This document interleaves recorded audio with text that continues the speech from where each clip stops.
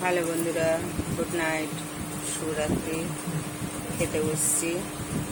বড় ছেলে খাচ্ছে ওইদিকে, ছোট ছেলেও খাচ্ছে ওইদিকে। কি রান্না করেছি দেখায়। হাতাতে ভাত চিপকে আছে সব।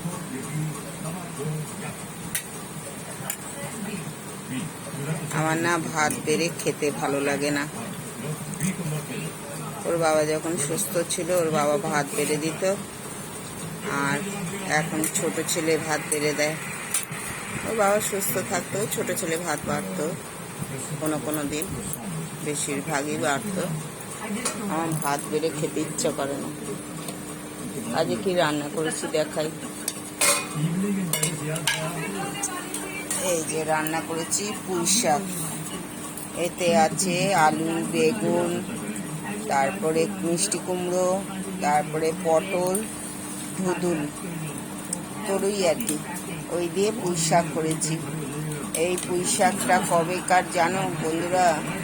এই রবিবারে তো কি করে রবিবার চলে গেল বুঝতেই পারলাম না, এত কাজে ব্যস্ত ছিলাম। এই রবিবারে তো বাজারই করা হয়নি, বাজারে যাইনি। এগুলো সব আগের রবিবারের বাজারের রান্না। আর এখানে করেছি আলু, পটল, লাল শাকের ডাঁটা দিয়ে। ওই মাছ কিনে নিয়ে এসেছিলাম এই রবিবারের, আগের রবিবারে। সব রকম মিশানো আছে, চেলা আছে, ট্যাংরা আছে, পুঁটি মাছ আছে, সব মিশিয়ে একটা তরকারি করেছি। এই হচ্ছে মেনু। আমার ছোট ছেলে একটুখানি ভাত নিয়ে খেতে বসেছে।